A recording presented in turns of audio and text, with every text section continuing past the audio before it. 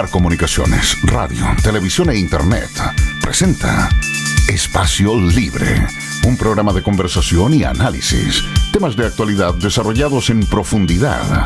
Conduce el abogado Hernán Ferreira Ceballos.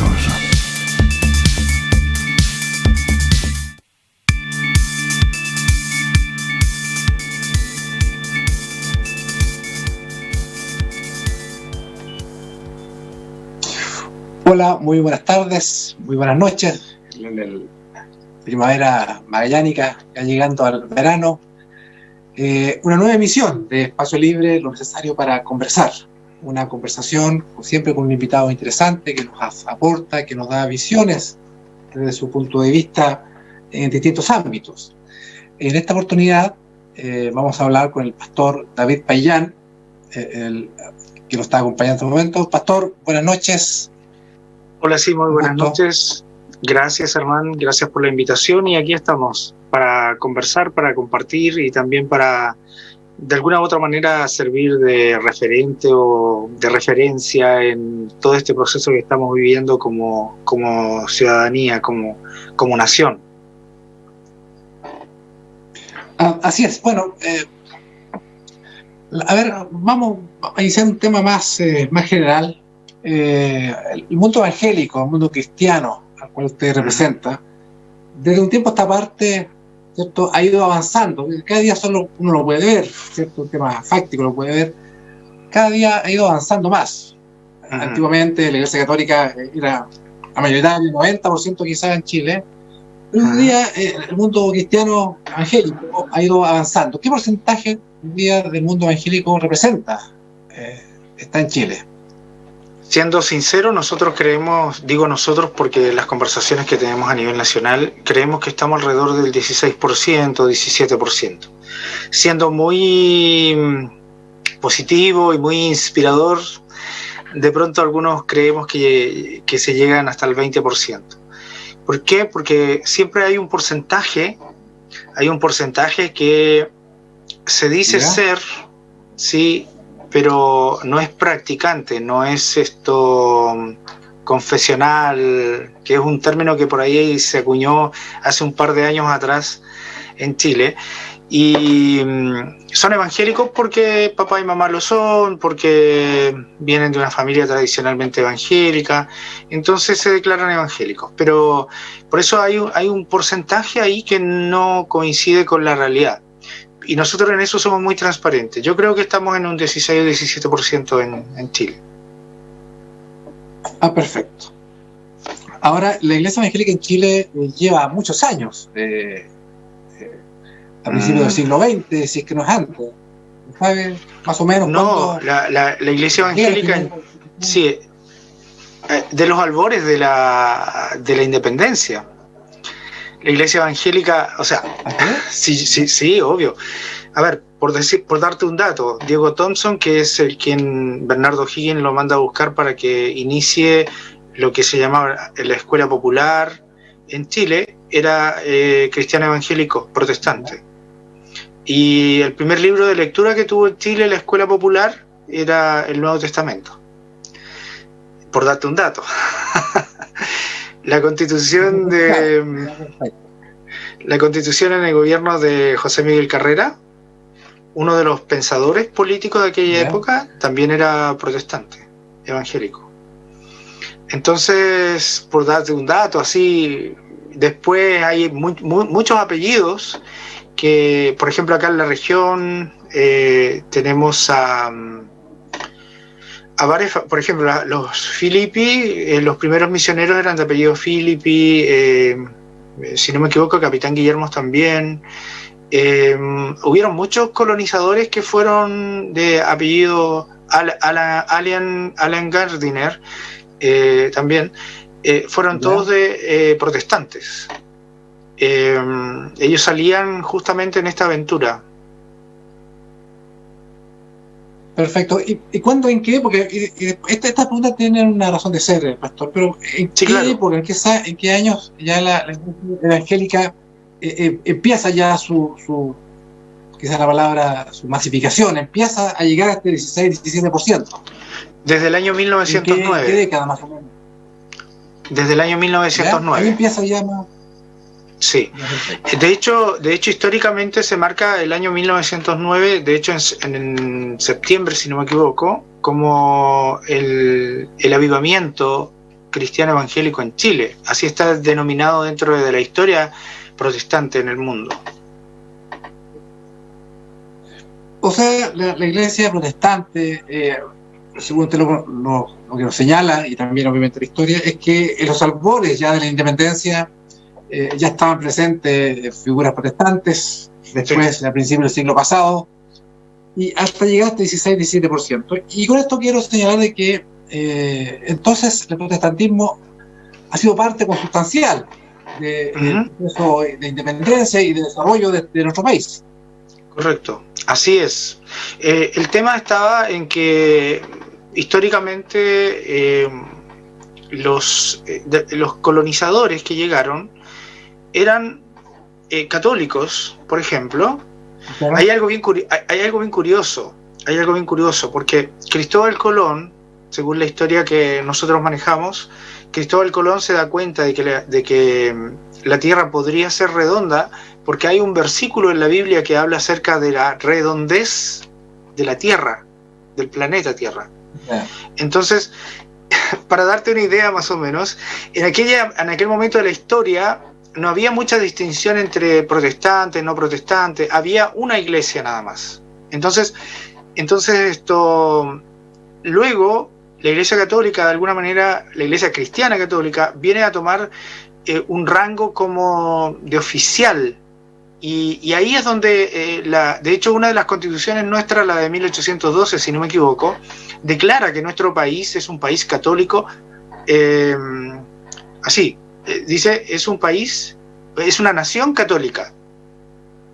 Pero no se refería en el pensamiento original, yo estuve estudiando esto hace poquito, no se refería tanto a la religión católica, sino que a la universalidad, porque la palabra católico significa universal. Entonces, ellos lo habían acotado en cuanto a la iglesia cristiana universal, pero como después se tomó como religión católica, entonces ahí comienzan como a haber unas pequeñas diferencias también en lo que es la praxis del evangelio. Bueno, muchos sacerdotes católicos, uno de ellos es Juan Canut de Bonn, que es de donde nosotros recibimos el apelativo de Canuto. Él era sacerdote católico. Él llegó a Chile, o sea, llegó a Buenos Aires y después él cruzó la cordillera de los Andes, y acá en Chile él tuvo de alguna manera un encuentro nosotros llamamos un encuentro personal con Dios.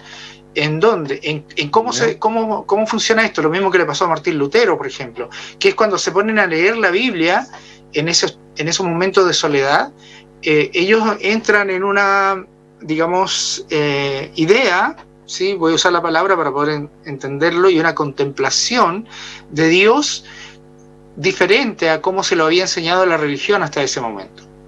Entonces ahí nace esta espontaneidad.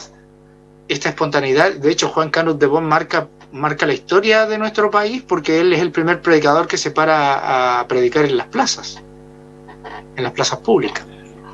Ya, es que es una costumbre, digamos, que efectivamente uno puede identificar, ¿cierto? Claro. Muchos tipos evangélicos, ¿cierto? Claro. Pastor, y respecto a ese porcentaje que usted señala a nivel nacional, a nivel regional, ¿se mantiene el mismo, 16-17%, o uno puede ver más o menos? ¿Tienen alguna especie de censo ustedes? El último censo, el fallido censo de nuestro presidente Piñera, esto arrojaba que nosotros éramos alrededor de un 10%, pero vuelvo al punto. Magallanes es una de las regiones que tienen menos cristianos evangélicos. Nosotros, personalmente, yo creo que nosotros nos sobrepasamos el 6% aquí en Magallanes. Mire usted. Ya. Sí, es curioso. Pareciera más, digamos. Sí, pero esta es una región que tiene un índice bastante bajo de cristianos evangélicos protestantes. Entonces la labor se hace más difícil, quizás, de ustedes, ¿no? Un poco más compleja. Un poco más compleja. Sí, un poquito más compleja. Ahora uno siempre ve siempre veía en realidad a los cristianos evangélicos, protestantes, alejados de la política. ¿cierto?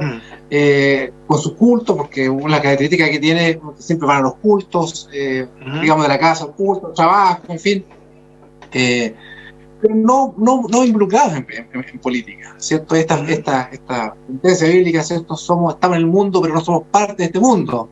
Pareciera que era como estaba muy metido dentro, y sin embargo, en el último tiempo ha habido varios ensayos. Yo reviso varios ensayos de partidos que quieren tener la denominación cristiano, pero no sé si ya ha constituido uno, pero hay uno que sí ya está constituido en 2 regiones, el Partido Conservador Cristiano. Sí. Y entiendo usted también, pastor, que usted es parte de ese partido y lo quiere formar en la región. Pero antes de preguntarle por el partido, ¿por qué se debe esto a que en general el cristiano estaba alejado de la vida política o está alejado? ¿Por qué? ¿Cuál es el motivo? Yo creo que obedece un poco a los contextos sociales donde nos movemos. Desde 1909, la Iglesia en Chile empieza a tener una característica más social.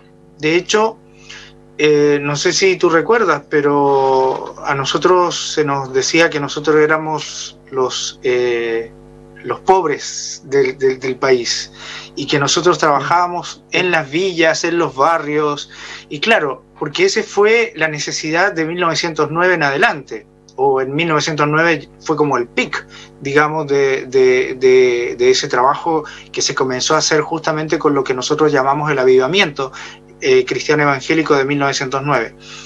Y se empieza a trabajar justamente con los alcohólicos, con los huérfanos, con los matrimonios con problemas y con todo lo que era el espectro de la gran clase pobre. A mí no me gusta usar la palabra baja, sino que me gusta usar la clase pobre.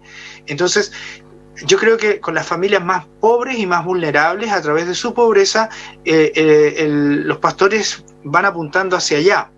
Y así, históricamente, la Iglesia Evangélica ha trabajado. Es como el mandato también que recibimos de parte de Jesús, que nosotros debemos atender a la necesidad del pobre, de la viuda, del extranjero. Entonces, tenemos que analizarlo, de hecho, sociológicamente, este fenómeno. Entonces, desde 1909 en adelante, lo que la Iglesia se encuadra es a trabajar en la rehabilitación de la dignidad del ser humano. Y después de eso vino el golpe de Estado, y la Iglesia se transformó en ambos periodos. La Iglesia se transformó en 1909 y después en el golpe de Estado se transforma como en el refugio. De hecho, hay un libro de un sociólogo australiano, me parece que se llama El refugio de las masas. Y justamente ese trabajo muestra y demuestra y comprueba que la Iglesia evangélica, cristiana evangélica, se transformaba justamente en un refugio. ¿Por qué? A ver, yo te voy a contar una experiencia muy personal, porque mi papá es pastor. Obvio, el pastorado de mi papá es en Argentina, pero viene al caso. Estábamos nosotros en Argentina, en casa, de pronto alguien toca la puerta, un varón, y le pregunta a mi papá y le dice: ¿usted es el pastor José Bernardo Paillán? Y le da todo el nombre completo, y mi papá se asusta. Entonces mi papá le dice: sí, ¿con quién hablo? Me dice: mire, mi nombre yo no se lo puedo dar, pero sí le voy a dar un sobrenombre. Y le dio un sobrenombre. Y yo estaba presente, yo estaba ahí, si era un adolescente. Entonces el hombre ingresa, y mi papá le dice: ¿y usted por qué viene? No, es que me pidieron, que me dijeron que usted me iba a recibir y que usted me iba a dar alimento. ¿What? Entonces, y uno se queda así. Y haciéndole corta la historia, terminamos nosotros teniendo en casa ese día, pero solamente en el almuerzo, porque no lo vimos nunca más, a un guerrillero del año 73. Ya, perfecto. Entonces, estábamos en Argentina. Sí, estábamos en Argentina, pero él era guerrillero chileno que se andaba escondiendo, y él no nos dio su nombre, o sea, no hay ningún registro de que él estuvo en casa. Yo te estoy contando algo. Y así como eso que yo viví, yo creo que muchos de los pastores, tanto en Chile como en Argentina, vivieron en aquella época. Entonces, ¿a dónde quiero llegar yo? La iglesia evangélica siempre fue un refugio, siempre fue un lugar donde tú podías de alguna manera tener esa estabilidad emocional, espiritual, donde jamás te discriminaron por nada, porque a veces a nosotros nos apuntan y nos dicen, no, la iglesia evangélica no es inclusiva. La iglesia evangélica puede dar clases de inclusión, te lo aseguro. Yo creo que las congregaciones tenemos doctorados en inclusión. Entonces, ¿por qué? Porque yo toda la vida lo he visto así. Vuelvo al punto. Entonces, después del año 73, hay que entender el contexto. Entonces, sí, la iglesia se aparta literalmente del quehacer político para solo el quehacer social. Después viene todo esto del 1980, y ahí es donde comienza la iglesia a mantenerse al margen, ¿sí? Tal vez no en las votaciones, pero sí en la opinión, al margen total de la política. Tanto que algunos pastores decían que la política era del diablo. Yo recuerdo todavía ese tipo de predicaciones, pero tal vez en la, entre comillas, ignorancia, o tal vez en el no saber, o tal vez en el no tener un avanzado o amplio conocimiento de qué es lo que era la política propiamente tal, sino que lo que ellos estaban viendo era más la política partidista. Entonces como que hacían esta, entre comillas, como descalificación. Entonces, mi generación vivió escuchando que la iglesia estaba separada de la política, que la iglesia era apolítica. Perfecto. Yeah. Cuando yo voy a estudiar, yo me encuentro con una realidad totalmente distinta. Y como yo en parte estudio en Argentina, entonces yo empiezo a entrar en este mundo y mi conciencia empieza a desarrollarse de una manera totalmente diferente. Yo siempre empecé a decir, oye, pero ¿por qué nosotros no podemos ser alcalde? ¿Por qué nosotros no podemos ser concejales? ¿Por qué nosotros no podemos participar en un partido? Siempre empecé a cuestionar desde muy joven. Y hasta el día de hoy soy una de las personas que sigue cuestionando el quehacer de la iglesia frente al desarrollo social y político y cultural del país. Pero pastor, y ya entrando ahora sí de lleno a este partido al cual usted se está formando en la región, Partido Conservador Cristiano, es necesario, le pregunto, para que usted le explique a las personas, ¿es necesario que exista un partido que se identifique con la iglesia evangélica? ¿Este es un partido solamente de inspiración cristiana y puede entrar cualquier persona que no profese esta religión? ¿O esto es un partido que para militar hay que ser cristiano evangélico, y si no se es cristiano evangélico no se milita? Y además, y otra pregunta, entiendo que los evangélicos además tienen distintas visiones, porque uno pareciera que son de un solo lado y hay más variopinto esto. Sí, no, como yo decía, la iglesia es inclusiva, por lo tanto tenemos diferentes tipos de pensamiento. El partido en sí nace por una necesidad. Nace por la necesidad, a lo mejor un poco tardía reaccionamos, pero nace por la necesidad de los últimos cambios que se han hecho en cuanto a las formas de elección que tiene nuestro país hoy día. Este famoso sistema de Hunt, me parece que es,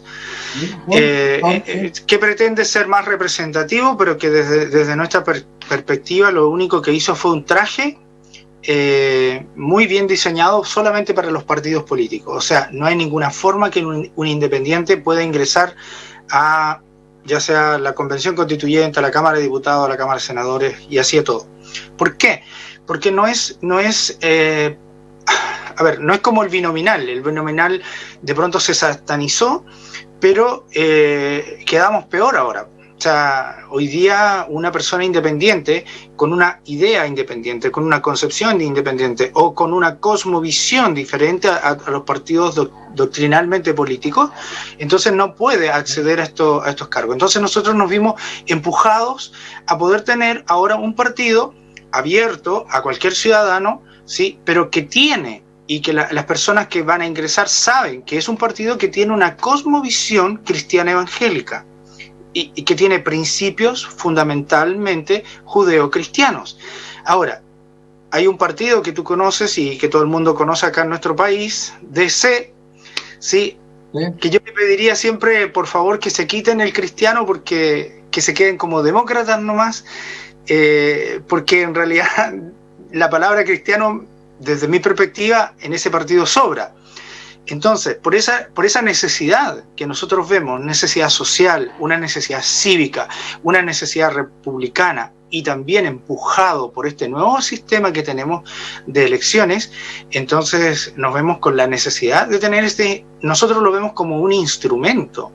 Entonces, todos los ciudadanos pueden ser parte del partido, pero sabiendo en conciencia que es un partido netamente con una cosmovisión y una base cristiana evangélica, y que va a apuntar, sí, a trabajar en todas las áreas, porque algunos dicen que nosotros solamente nos interesan los valores. No, nosotros nos interesa la dignidad del ser humano desde su concepción hasta su muerte, nos interesa velar por los derechos del ser humano desde su concepción hasta su muerte, nos interesa velar por el bienestar común, social, político, cívico de los ciudadanos, ¿sí? Desde hasta.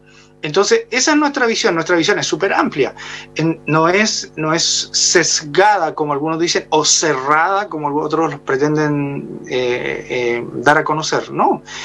Si nosotros leemos los evangelios de Cristo, Cristo tenía una visión súper amplia. Pastor, mire, le voy a dejar plantear una pregunta para irnos a comerciales. Ya, perfecto. ¿Podrá entonces un ateo no podría entrar a este partido? Un agnóstico no podría ser de partido. O sea, antes que me responda, pastor, antes que me responda, vamos a ir a comerciales. Vamos a ir a comerciales, porque ya estamos en la hora de ir a tantas comerciales. Y regresamos. Un ateo, un agnóstico, ¿puede entrar a un partido? Vamos, nos responde pastor a la vuelta de los comerciales. Ok.